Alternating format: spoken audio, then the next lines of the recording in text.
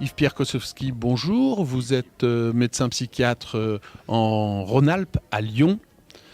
Je crois que la souffrance au travail, c'est un des thèmes qui vous préoccupe. Alors oui, c'est préoccupant parce que comme beaucoup de médecins, je vois arriver beaucoup de gens qui arrivent parce qu'ils ont une souffrance au travail. Chez moi, ils le disent, mais je me rends compte aussi que chez des collègues, c'est des troubles psychosomatiques qui les amènent à un diagnostic de souffrance induite par les conditions de travail.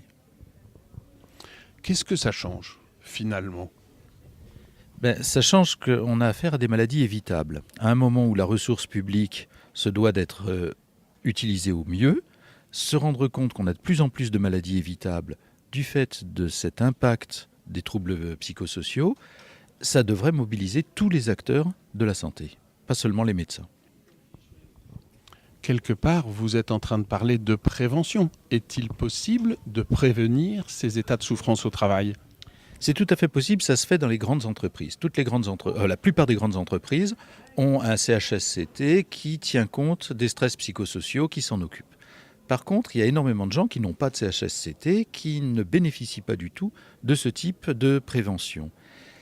Et la prévention, elle serait extra-médicale dans ce cas-là, c'est-à-dire que si on impactait aux entreprises une partie du coût des pathologies induites par leur activité économique et leur manière de gérer le personnel, à ce moment, on aurait une prévention. Je vais m'expliquer.